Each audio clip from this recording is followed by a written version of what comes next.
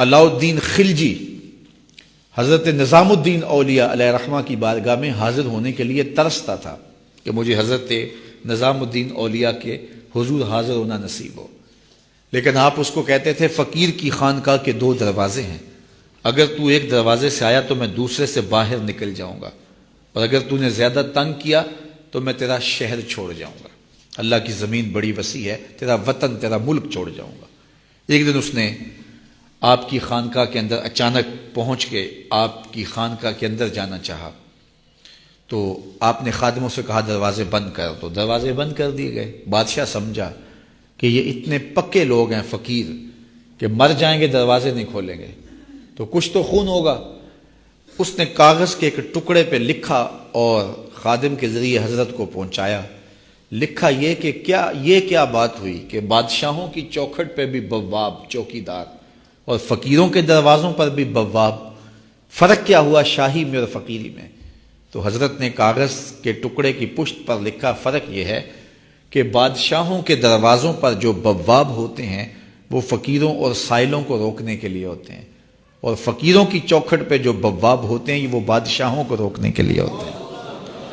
اس نے کہا حضرت اگر آپ اجازت دیں تو میں آپ کی خانقاہ کی زیارت کر سکتا ہوں؟ آپ نے کہا جاؤ کر لو۔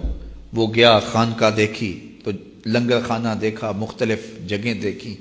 جب استبل میں پہنچا، گھوڑوں کا استبل تھا بہت بڑا حضرت نظام الدین اولیاء کا، تو جب وہاں پہنچا تو کیا دیکھا کہ گھوڑوں کی جو میخیں ہیں، قلعے جو ہیں وہ چاندی کے ہیں، اور جن زنجیروں اور سنگلوں سے ان کے پاؤں باندھے ہوئے ہیں وہ سونے کے۔ تو بادشاہ کو پھر شرارت سوجی تو اس نے پھر کاغذ کے ٹکڑے پہ لکھ کے حضرت کو بھیجا، یہ کیا ہوا؟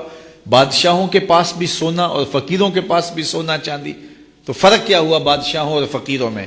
تو شیخ نے اسی کاغذ کے ٹکڑے کی پشت پر لکھا فرق یہ ہے بادشاہ خزانوں میں سنبھال کے رکھتے ہیں، فقیر گھوڑوں کے قدموں میں ڈال کے رکھتے ہیں۔ تو ان کے نزدیک سونے چاندی کی اہمیت کیا ہوتی ہے؟ جب بہار چین، یہ بہت بڑا قیمتی قالین تھا، ایران جب فتح ہوا حضرت فاروق اعظم کے زمانے میں، تاریخ پڑھیں تو یہ بہار چین ایسا قیمتی قالین تھا کہ اس زمانے میں اگر کسی کو وہ بہار چین پہ بٹھا دیتے تو وہ ساری زندگی ناز کرتا کہ میں بہار چین پہ بیٹھا ہوا ہوں۔